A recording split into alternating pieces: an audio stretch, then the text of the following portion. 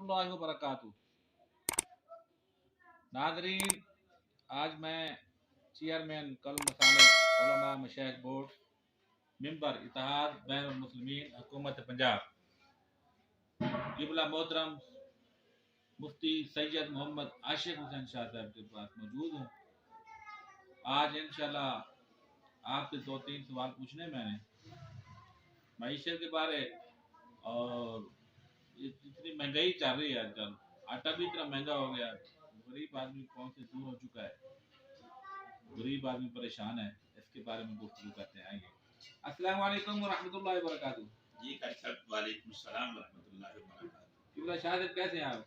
Sir अल्हम्दुलिल्लाह रब्बिल आलमीन, ठीक ठाक हैं? मेरे अल्लाह के बड़े एहसानात हैं। तब ऐसे ठीक है आज माशाल्लाह, मालिक की मेहरबानी है जनाब। किबला आज आपसे सवाल करना था। पिछली वीडियो में जो गुज़िश्ता गुफ्तगू चल रही थी पाकिस्तान की मईशत के बारे, और जितनी जो महंगाई चल रही है, गरीब आदमी कहाँ जाए, इसके बारे जरा नाज़रीन को आप आगाह करिए। नाज़रीन, कारी साहब किबला ने इस वक्त मुल्क की सूरत हाल के हवाले से, जिसमें बहुत सारे मसाइल में सबसे बड़ा मसला इस वक्त गरीब को 2 वक्त की रोटी का है, उसके हवाले से सवाल किया है। तो मैं अगर कुरान पाक में देखता हूँ तो रब्बे कायनात ने मईशत की तबाही और बर्बादी के हवाले से भी वार्निंग भी दी है और ख़बर भी दी है। वमन आरदा अन ज़िक्री फ़इन्न लहू मईशतन दनका, जो कौमें मेरा बनकर मुझसे रूगर्दानी कर लेती हैं, मैं उनकी मईशत तंग कर देता हूँ, मईशत तबाह कर देता हूँ। इस वक्त पाकिस्तान की मईशत इस तरह कारी साहब तबाह हुई है कि आज से 6 महीने पहले जब सैलाब आया है तो हजारों एकड़ के ऊपर आपकी फसल आखिरी मराइल में थी, वो पानी की नजर हो गई। हजारों एकड़ जमीन में पानी खड़ा हो गया, जो नेक्स्ट उसमें फसल बोई जानी थी वो आपका सीजन चला गया। ये बड़ा धचका लगा नाजरीन मईशत को, और रब्बे कायनात फरमाते हैं कि इसका सबब वमा असाबकुम मिन मुसीबत फबिमा कसबत ऐदीकुम वयाफू अन कसीर। ये जितनी मुसीबतें आती हैं तुम्हारे अपने हाथों का किया धरा तुम्हारे आगे आता है। जहां तक मेरी बात है तो मैं तुम्हारी कसीर खताओं को दरगुजर कर देता हूँ। मईशत की बर्बादी और तबाही हमारी यकीनन बेज़मीरी और बेहिसी की वजह से, हमारा एतमाद पूरी दुनिया में उठ चुका है, हमारी अजनास पूरी दुनिया में बेमिसाल है। आम नाजरीन, पाकिस्तान का पूरी दुनिया में टॉप पे है। किन्नू पाकिस्तान का सीजन है, किन्नू आटे का, किन्नू पाकिस्तान का पूरी दुनिया में टॉप पे है। इसी तरह सेब पाकिस्तान का, खजूर पाकिस्तान की, मुख्तलिफ इजनास जो अल्लाह की तरफ से पाकिस्तान के लिए जमीन से उगती हैं, वो दुनिया में टॉप लिस्ट पर है। मगर हम ज़राई मुल्क होते हुए, गंदम वाला मुल्क होते हुए, आज हम अपने गरीब आवाम को 2 वक्त की रोटी देने से कासिर हैं। तो हमें सोचना होगा कि इस पीछे हमारे अपने करतूत शामिल हैं, हमारी अपनी कोताहियां शामिल हैं। हम इंपोर्ट एक्सपोर्ट के मामले में इतनी बदयांती करते हैं कर साहब, इतनी मिलावट करते हैं कि 2-4 मरतबा हमसे चीजें लेने वाले ममालिक आगे फिर हमसे तिजारत का दरवाजा बंद कर देते हैं। नहीं, हम इनके साथ कारोबार नहीं कर सकते, ये बेईमान कौम।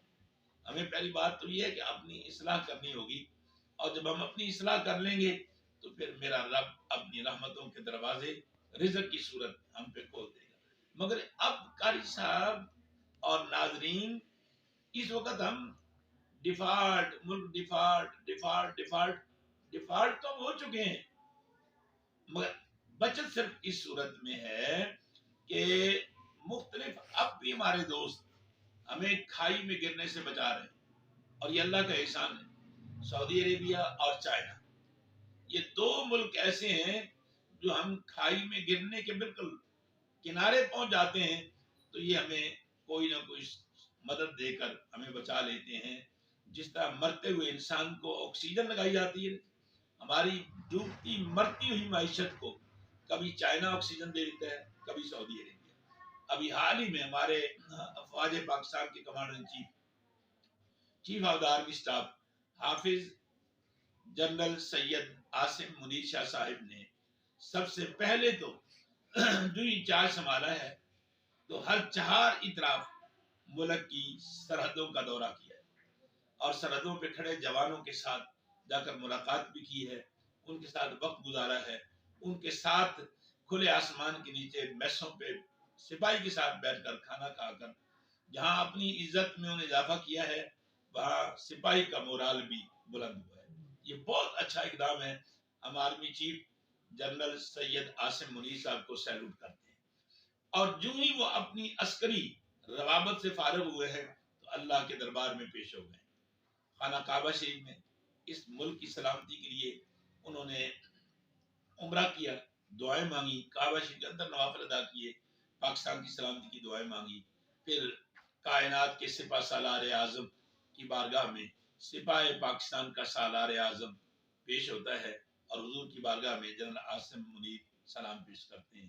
اور جو ہی خدا و مصطفیٰ کے دربار سے نکلے ہیں تو پھر سعودی فرما رواؤں سے آرمی چیف کے توسط سے آرمی چیف نے اتنے کامیاب مذاکرات کیے ہیں اور انہیں بتایا ہے کہ اسلام کی بقا اور اسلام کا تحفظ جتنا افواج پاکستان کی صورت میں یا پاکستان کے سادہ لوگ مسلمانوں کی صورت میں آپ کو یہ قوت مل سکتی ہے وہ دنیا میں آپ کو اتنی کہیں سے نہیں مل سکتی۔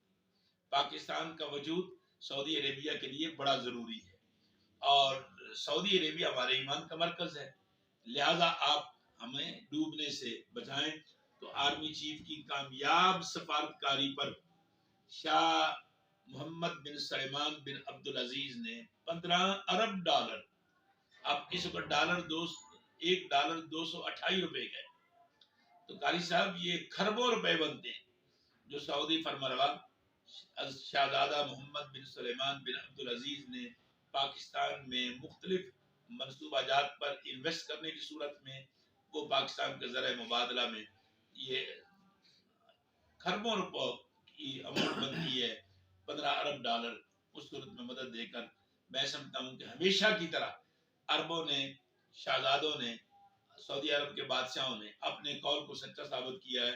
جو شاہ عبداللہ مرحوم کہتے تھے، شاہ فیصل شہید نے جملے کی بنیاد رکھی تھی کہ پاکستان ہمارا دوسرا گھر ہے، وہ اس گھر کے چراغوں کو بجھنے نہیں دیتے، وہ ہمیشہ قربانیاں دیتے ہیں، مگر افسوس کہ ان کی دی ہوئی مدد، ان کی دی ہوئی امداد ہم کما حق کو اس ملک کی تعمیر کے لیے، اس کی صنعت کے لیے استعمال نہیں کرتے، اسے ہم اپنی عیش و عشرت پر خرچ کر کے تباہی اور بربادی کا سامان کرتے ہیں۔ رات کو ہی قاری صاحب کراچی کے ایک ڈپٹی کمشنر کے گھر پہ چھاپا پڑا ہے، 20 کروڑ ڈالر اس کے گھر سے رقم برآمد ہوئی، 20 کروڑ ڈالر ناظرین، اور 20 کروڑ پاکستانی کرنسی اس کے گھر سے پڑی اور بے بہا سونا اس کے گھر سے نکلا ہے۔